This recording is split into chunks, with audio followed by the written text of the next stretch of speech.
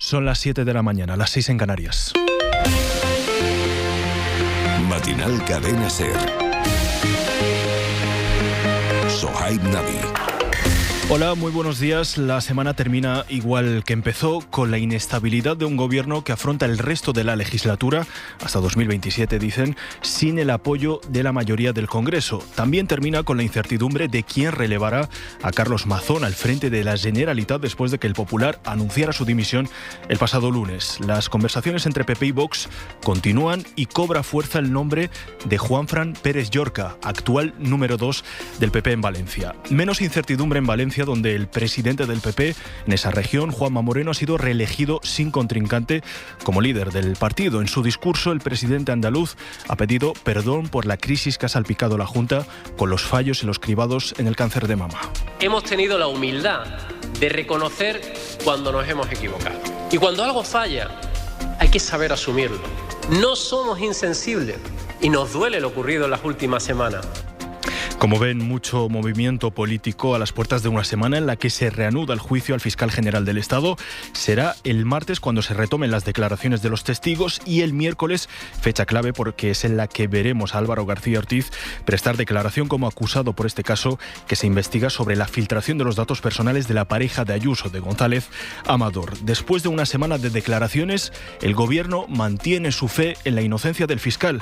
Así lo ha recalcado el presidente Pedro Sánchez en una entrevista que publica este domingo el diario El País. La verdad se acabará imponiendo y la verdad es que el fiscal general del Estado es inocente.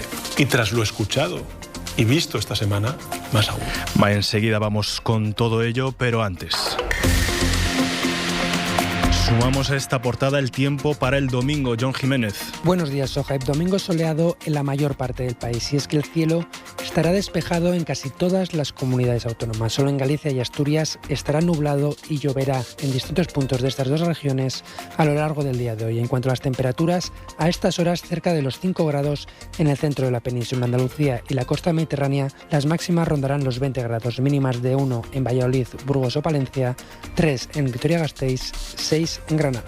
Es domingo 9 de noviembre, con David Nieto y Emilio Escribano en la dirección técnica y la producción de Lorena Carramolino. Empieza Matinal SER. Matinal Cadena SER. El gobierno sigue aferrado a la idea de que la legislatura no está ni mucho menos acabada, pese a que sus propios socios necesarios les han vuelto a recordar este fin de semana que no van a contar con su respaldo. El artífice de esta minoría, en la que queda a partir de ahora asumido el Ejecutivo, Junts, habla de una anomalía democrática. Anomalía democrática que consiste en gobernar sin los apoyos necesarios. Escuchamos a Jordi Turull, número 2 de los de Puigdemont. Jo crec que és una anomalia democràtica pensar que ho pots fer tots no tinguent majoria al Congrés dels Diputats. Qui s'ha carregat la legislatura és Pedro Sánchez. Quien se ha cargado la legislatura es Pedro Sánchez. Lo dicen así abiertamente, se mantienen en el no y tampoco abren la puerta a negociar posibles acuerdos en el futuro. Pero a pesar de todo, a pesar de la contundencia en la retórica de Junts, el gobierno confía en poder volver a sentar a los de Puigdemont en la mesa de negociaciones. En la oposición, conscientes de que tampoco puede prosperar una moción de censura, porque tampoco la apoyarían los independentistas, lo único que pueden hacer de momento es seguir pidiendo elecciones. Carlos Sevilla, buenos días. Buenos días. La vicepresidenta primera del Gobierno asegura que el Ejecutivo ha cumplido los acuerdos firmados con Junts que dependían del Gobierno y que están trabajando para que se cumplan los que no dependían de ellos. Además, María Jesús Montero ofrece diálogo a Junts para seguir negociando y recuerda que los de Puigdemont no apoyaron la legislatura, sino la investidura. Estamos muy entrenados, voto a voto, en conseguir los acuerdos parlamentarios para sacar adelante las iniciativas. Nunca fue fácil. El Partido Popular habla de un gobierno que no gobierna, sin mayorías y podrido por la corrupción. Más pronto que tarde la Guardia Civil descubrirá todo lo que han hecho. No habrá indultos, no habrá amnistías para los chorizos del clan de las Chistorras. Junts dice que es Pedro Sánchez el que se ha cargado la legislatura. Su secretario general, Jordi Turull, le pide que explique cómo va a sacar adelante sus medidas sin mayoría parlamentaria. Nosaltres el que no farem és tornar a parlar amb gent que sabem que no acaba complint. Y advierte que no volverán a hablar con alguien que no cumple. Desde Sumar, el ministro Ernest Urtasun también tiende la mano a Junts y le pide que sea útil a Cataluña y no al PP y a Vox. Todas esas cuestiones que hemos logrado avanzar en esta legislatura, que es mucho, nada de eso es posible de la mano de PP y Vox. Todos estos avances solo son posibles en el marco de la mayoría actual en el Congreso de los Diputados. Y en Podemos, Ione Belarra asegura que la legislatura terminará porque el Gobierno no escucha a sus votantes de izquierdas. Esa frustración del electorado progresista es lo que va a terminar con este Gobierno y no va a ser ni Junts ni la derecha. Según Belarra, que Sánchez quiera seguir adelante sin presupuestos ni apoyos parlamentarios demuestra que no tiene proyecto político. Así que el Gobierno cree que consiguiendo algunos de esos acuerdos pendientes con los posconvergentes se puede reconducir esa relación. Otra cosa es que lo consiga. ¿Y cómo pretende recuperar esa confianza? Bueno, pues el presidente del Gobierno dice que están trabajando para implementar, entre otras cuestiones, la oficialidad del catalán en Europa. Jefe de política de la SER, Guillermo Lerma, buenos días. ¿Qué tal? Buenos días. Pese a la rotundidad con la que Junts ha confirmado la ruptura, Sánchez insiste en que el Gobierno no se encuentra en un escenario de bloqueo y no da por enterrada su relación con los independentistas. En aquellas cuestiones que tienen que ver con nuestra completa competencia, hemos cumplido con Junts y con el resto de grupos parlamentarios. Hay cuestiones que en efecto no dependen en exclusiva. El presidente, que se compromete a seguir trabajando para conseguir, por ejemplo, la oficialidad del catalán en la Unión Europea, intenta así normalizar las tensiones con los socios, tensiones que marcan una complejidad parlamentaria que defiende no le impide gobernar bien, y no solo descarta un adelanto electoral, sino que mantiene su intención de volver a presentarse. El resultado de las políticas en España y en este contexto europeo tan escorado hacia la ultraderecha hace más evidente la necesidad de seguir consolidando políticas socialdemócratas. Lamenta a Sánchez la actitud de Feijóo, un líder del PP que dice se ha rendido a la ultraderecha. Con Feijóo no solamente se abrieron por primera vez gobiernos de coalición con la ultraderecha, sino que ahora estamos viendo en Valencia que va a dejar en manos de Abascal la elección de la presidencia de la Comunitat Valenciana, si es que finalmente eso se lleva a efecto. Pero con el que se muestra dispuesto a negociar directamente, por ejemplo, medidas para abordar la emergencia climática. Hablaba en esa entrevista Sánchez, en esa entrevista para El País que se publica este domingo, de la situación política en Valencia, donde poco a poco se va desbloqueando la sucesión en la Generalitat.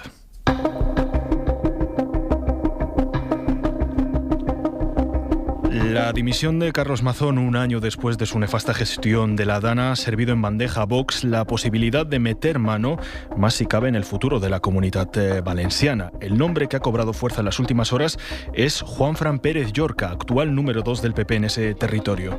Pero la Dirección Nacional de los de Abascal, que es quien comanda las negociaciones con los populares de Valencia, de momento no da su visto bueno. Quedan flecos aún por resolver, porque una de las exigencias de la extrema derecha es que el sucesor de Mazón trague con sus políticas contra los inmigrantes y las políticas ecológicas que tanto demonizan. Valencia, Adrián Sánchez. La negociación entre PP y Vox continúa y por ahora va por buen camino, según confirman a la SER fuentes de ambos partidos, aunque aseguran que todavía queda mucho por negociar. En cuanto a las políticas, las condiciones de la ultraderecha son el rechazo a la inmigración y a la agenda verde europea sobre todas las demás, algo que por otra parte ya aceptó el PP de Mazón para su investidura y para los últimos presupuestos. En cuanto a los nombres, el favorito es por ahora el número 2 del partido, Juanfran Pérez Llorca, que también es portavoz en les Corts Valencianes. Mientras tanto, la oposición pide elecciones. Rechazo absoluto a las maniobras tacticistas que pretenden imponer una solución fallida a la crisis abierta en la Comunitat Valenciana provocada por ellos mismos. Ningú està pensant en els interessos del poble valenciano. Es Diana Morán del PSPV y Joan Baldoví de Compromís, que califican de indecentes unas negociaciones que, según dicen, no tienen en cuenta las necesidades de los valencianos y que además se están dirigiendo desde Madrid.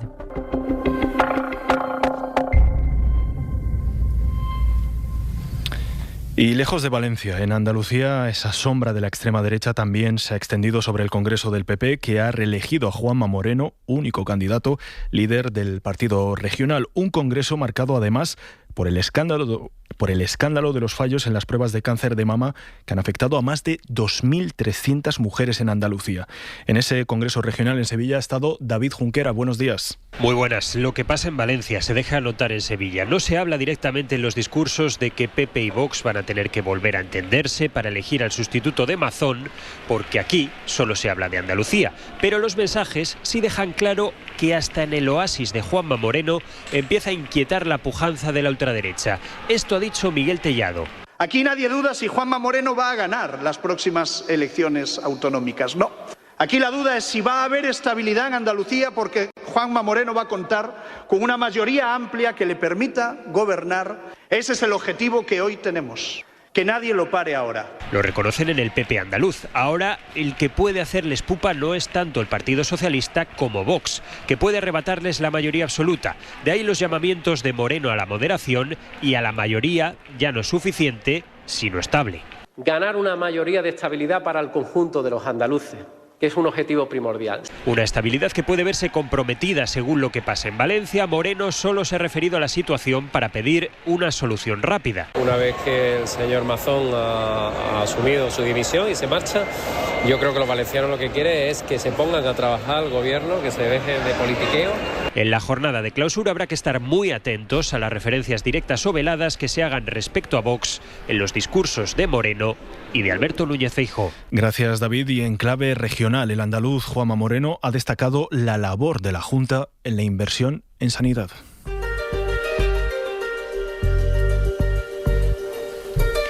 Pero eso sí, ha tenido que pedir perdón a las mujeres afectadas, como decíamos, por los fallos en los cribados. Hemos tenido la humildad de reconocer cuando nos hemos equivocado. Y cuando algo falla, hay que saber asumirlo. No somos insensibles y nos duele lo ocurrido en las últimas semanas, porque nos ponemos en la piel de las mujeres que se han visto afectadas y porque ha ocurrido precisamente en el ámbito que más hemos mimado desde que llegamos al gobierno, la sanidad. Es cierto que Juanma Moreno reconoció esos errores después de que la SER destapara el escándalo que su gobierno ha intentado también minimizar esa crisis, o cuando no, también echar balones fuera culpando a un protocolo que justificaban pertenecía a la anterior administración.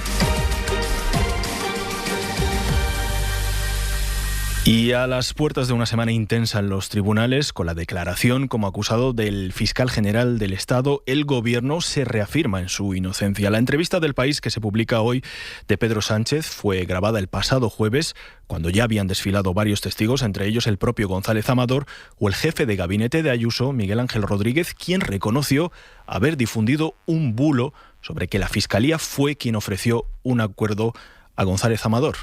La verdad se acabará imponiendo y la verdad es que el fiscal general del Estado es inocente. Y tras lo escuchado y visto esta semana, más aún. Y en esa entrevista habla también de los procesos judiciales que afectan a su familia. Habla el presidente de una persecución de la ultraderecha. El caso es que un día después de esa entrevista se supo que el hermano del presidente se sentará en el banquillo de los acusados en febrero. Un caso en el que también está acusado el líder de los socialistas extremeños, Miguel Ángel Gallardo, por tráfico de influencias, por crear supuestamente un puesto específico en la administración pública para David Sánchez. Un Gallardo que ha dicho este sábado que está contento de que se vaya a celebrar un juicio porque así, dice, podrá demostrar su inocencia. Será la Audiencia Provincial de Badajoz quien juzgará los hechos, pese a que Gallardo, recordemos, maniobró para conseguir el aforamiento y que solo pudiera juzgarlo el Supremo, María Ibáñez. Afirma Gallardo que no le importa quién le juzgue, porque dice se demostrará que todo ha sido una maniobra del Gobierno Popular Autonómico comandado por María Guardiola para debilitar la oposición. ¿Qué más da quien me juzgue si yo soy inocente? Estoy francamente contento de que ayer conociéramos cuándo va a ser la fecha del juicio, porque eso muestra muy claramente que el interés de Guardiola era mantener debilitado a la oposición. El secretario general del PSOE extremeño y candidato a los comicios autonómicos está siendo investigado por presuntos delitos de tráfico de influencias y prevaricación por supuestamente fabricar, cuando era presidente de la Diputación de Badajoz, una plaza medida para David Sánchez, el hermano del presidente del Gobierno. Tanto David Sánchez como Gallardo serán juzgados del 9 al 14 de febrero. En pleno estallido del caso del hermano de Pedro Sánchez, Gallardo dejó la institución provincial para entrar en la Asamblea extremeña. Prometió su cargo como diputado autonómico en mayo para ser aforado, movimiento para el que forzó que 5 diputados dejaran su escaño. Fin de semana trágico en las costas de Tenerife. 3 personas han muerto en diferentes accidentes después de caer al mar. Extremen las precauciones porque, aunque no vean ningún aviso, no significa que no haya amenaza por los fuertes oleajes. Radio Club Tenerife, Lucía García. El primer suceso se producía por la mañana cuando 6 turistas franceses caían al agua tras un golpe de mar en Santa Cruz de Tenerife, teniendo que ser atendidos con lesiones de diversa gravedad. También un hombre en el sur de la isla fue hallado flotando fallecido tras encontrarlo los socorristas en parada cardiorrespiratoria. Apenas una hora después, en el municipio norteño de Puerto de la Cruz, otro golpe de mar provocó que 10 personas cayeran al agua. Varios agentes de la policía rescataron a los afectados percatándose de que una mujer se encontraba en parada cardiorrespiratoria. El servicio de emergencia solo pudo confirmar su muerte y trasladó a los 9 heridos a diferentes hospitales de la isla. En Andalucía, a esta hora continúa desplegada la búsqueda para localizar a los narcos que este sábado hirieron de gravedad a un agente de la policía. Los agentes sorprendieron a los traficantes cuando transportaban la droga, que respondieron inmediatamente a los policías con disparos de fusiles de asalto. Nos vamos a Sevilla. Mercedes Díaz, cuéntanos cuál es la situación de ese agente herido. El policía está estable en la UCI después de haber sido operado en el Virgen del Rocío de Sevilla. Ha recibido un disparo con un arma de guerra, según los sindicatos policiales, que denuncian la falta de medios para hacer frente a los narcos. Ivonne Domínguez, portavoz de Jupol. Ni tenemos cascos ni escudos con protección balística. Hoy por hoy, desgraciadamente, tanto Policía Nacional como Guardia Civil es la lucha de David contra Goliat. No disponemos de los medios suficientes. A estas horas, Policía y Guardia Civil mantienen un amplio dispositivo en Villapolvo, una zona de arrozales del Bajo Guadalquivir de Sevilla, lugar habitual de entrada de droga. Tienen rodeada una nave donde pudieran estar el autor o los autores de los disparos. 7:16 de la mañana, 6:16 en Canarias. ¿Tú eres más de pensar o de actuar? Yo actuar a lo loco. ¿Y si sale mal? Yo prefiero ser inteligente y pensar bien las cosas. Como cuando compras un vehículo de ocasión. Es mejor ir a lo seguro. Por eso siempre acudo a Spoticar. Ofrecen asistencia 24/7 con hasta 3 años de garantía. Visita uno de sus concesionarios o entra en spoticar.es y elige el modelo que más te guste. No seas valiente, sé inteligente. ¿Crees que tu hijo se autolesiona? ¿Cómo saber si tienes diabetes? ¿Quieres dejar de fumar? Puedes vacunar cada día. Enfermeras y enfermeros resuelven más de 1.300.000 consultas de forma profesional, rápida y eficaz. ¿Cuál es la tuya? Pregunta a tu enfermera. Organización Colegial de Enfermería. Matinal Cadena SER. Sohaib Navi. La guerra de Ucrania nos deja de nuevo una madrugada intensa con varios intercambios de ataques con drones. Los ataques rusos, además, este fin de semana han matado a 5 personas, informa Almudena Lopesino. Un ataque contra un edificio de apartamentos en la ciudad de Dnipro ha matado a 2 personas y herido a 12, mientras que otras 3 murieron en Zaporilla. En total han sido atacados 25 lugares, incluida la capital, Kiev. En muchas zonas están sin calefacción y sin luz. Desde el gobierno ucraniano han asegurado que trabajan para poder restablecer el suministro cuanto antes. Ucrania ha denunciado que Rusia ha lanzado 450 drones y 45 misiles. El presidente Zelensky insiste en las sanciones a Moscú justo después de conocerse que Estados Unidos ha eximido a Hungría, país que seguirá comprando gas y petróleo a Putin. Y en Gaza los palestinos intentan hacer vida normal, toda la normalidad que se puede hacer después del genocidio de Israel, que ha matado a más de 69.000 personas. Continúa vigente el alto el fuego, pese a que el ejército de Netanyahu continúa bombardeando algunos puntos. John Jiménez. Por unas horas en Gaza, este sonido tras el ataque israelí sobre Han Yunis ha cambiado por este otro de celebración. Es la alegría de los primeros 150 alumnos que se han graduado de la universidad desde el comienzo de los ataques israelíes. Una de las graduadas cuenta que su madre y hermana han muerto, pero incide en que está fuerte. Lo apunta también uno de los profesores. Dice que esta es una muestra de que en Gaza hay inversión en las nuevas generaciones, pero los ataques sobre la franja no cesan. En los últimos 3 días, 3 personas han muerto y ya son 243 desde que entrara en vigor el alto el fuego. En Israel, este sábado se ha identificado el cuerpo entregado este viernes por las milicias palestinas como el de Lior Rudaev, un alto cargo encargado de la seguridad de un kibutz al suroeste de Israel. Y ya quedan solo 5 cuerpos de los rehenes por entregar.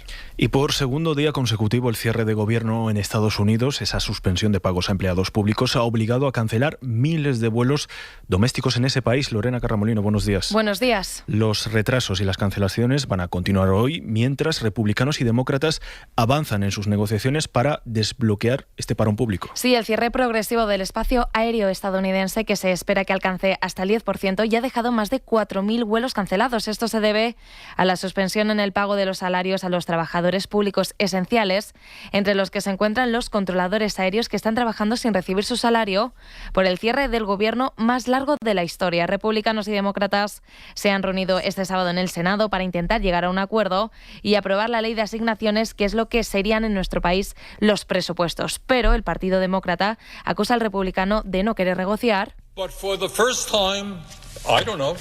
Y los republicanos dicen que las propuestas de los demócratas para desbloquear esta situación son inviables. Donald Trump ha dicho en su red social Truth que los demócratas no quieren abrir el gobierno y aprobar las cuentas porque tienen miedo de que esté logrando avances. Gracias, Lorena. Pues esas negociaciones entre republicanos y demócratas coinciden además en una semana en la que este hombre ha sido la gran estrella.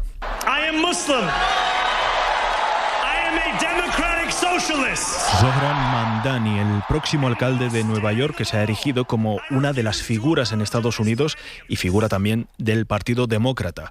Con un perfil muy marcado, lo escuchaban en este sonido, se presenta como musulmán y socialista. Y a raíz de esto surge ahora un dilema en las filas demócratas. ¿Por qué perfil apostar para plantarle cara a Donald Trump? José Antonio Gurpegui, catedrático de Estudios Norteamericanos. ¿Qué tal? Muy buenos días. Hola, muy buenos días. Muy buenos días.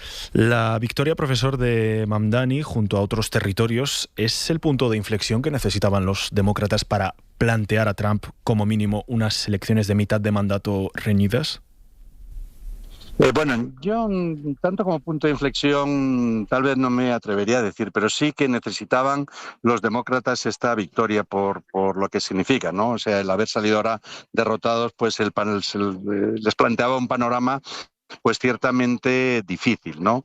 Sobre todo porque estos resultados eran los esperados, es decir, no representa ninguna sorpresa ni Mamdani ni las dos gobernadoras. Lo que sí me ha llamado la atención, un poco en la clave que estás preguntando, es que tanto en Virginia como en New Jersey los demócratas han vencido por 15 puntos cuando Kamala Harris venció únicamente por 5 en las elecciones presidenciales. Con lo cual, bueno, pues ahí podemos ver tal vez un camino de esperanza para los demócratas, ¿no? En el sentido de que ese leve descenso que tiene Donald Trump en las encuestas de popularidad, pues efectivamente estos resultados lo han reivindicado en el sentido de que efectivamente ese fenómeno se está dando.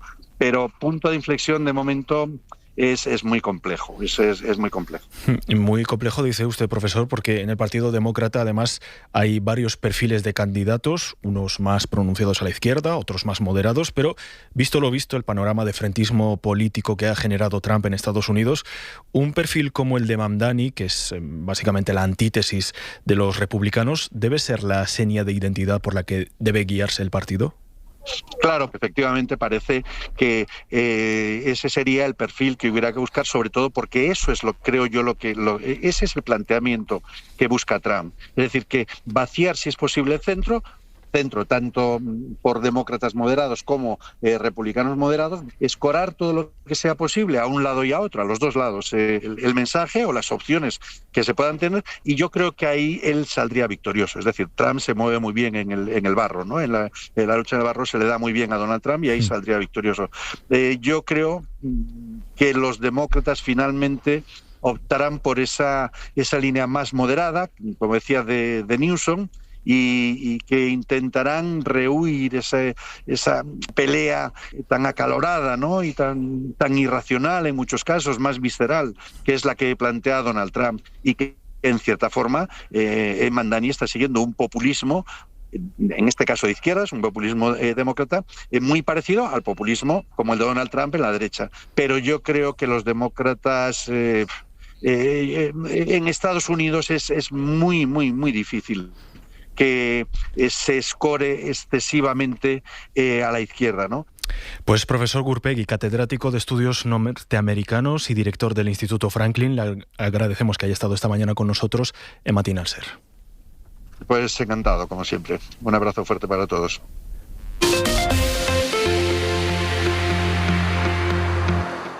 Venga, confiesa. Sabemos que has estado recopilando peliculones y series de acción e investigación. Dinos, ¿dónde están? Puedes seguir interrogándome, pero deberías saberlo. Están en VO7.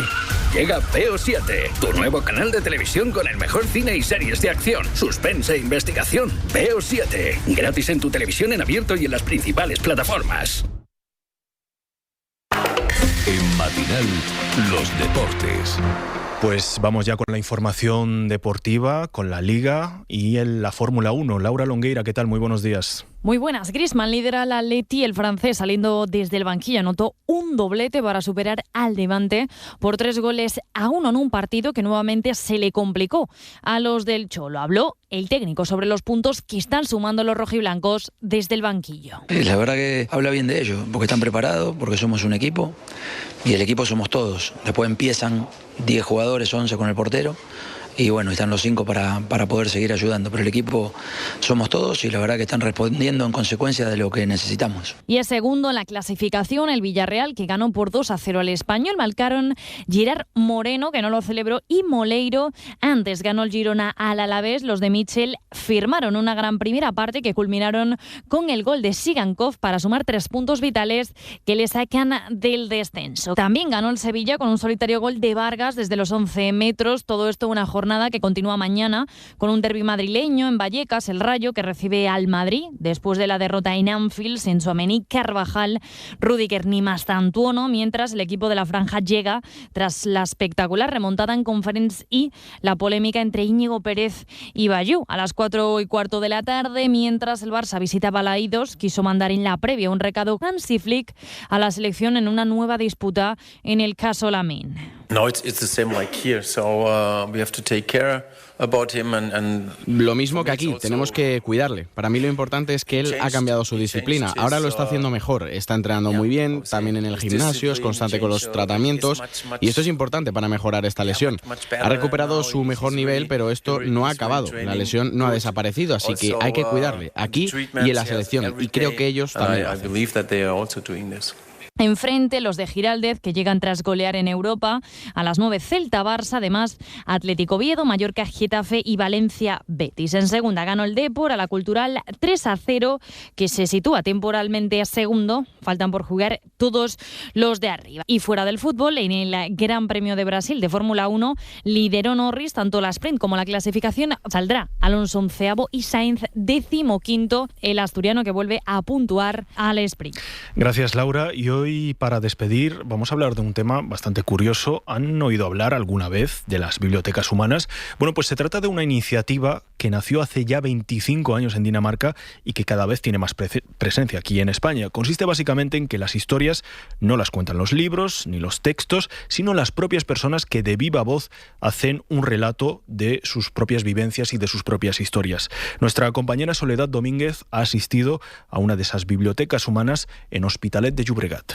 Mientras esperan a que se abran las puertas de la sesión, los lectores especulan con qué les puede tocar. Vengo muy abierta a que me sorprenda porque creo que todas las historias van a ser importantes, ¿no? A mí me gusta mucho leer y escuchar y voy a ver qué pasa. Y lo que pasa es que los voluntarios los reparten en pequeños grupos sin preguntarles qué prefieren. Esther Camacho es una de las organizadoras. Porque cuando uno elige un libro ya está aplicando un sesgo y el hecho de asignar una historia de vida que no conoces, ¿no? Más allá del título que pueda tener, siempre es interesante. Una mujer sin hijos, una persona sin hogar o un inmigrante que ha huido de la destrucción de Palestina son algunos de los libros que se han contado a sí mismos esta mañana. Y la gente las he visto como con ganas de hacer algo para cambiar esto.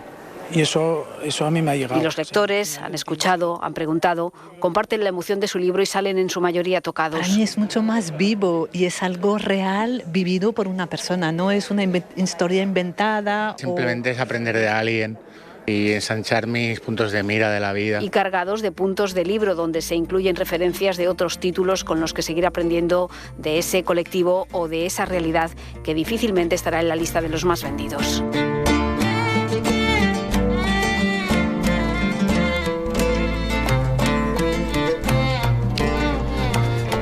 Pues así llegamos a las 7:30, a las 6:30 en Canarias. Recuerden que la información vuelve en media hora en A Vivir con Javier del Pino y siempre actualizada en nuestra web en cadenaser.com. Que tengan un feliz domingo.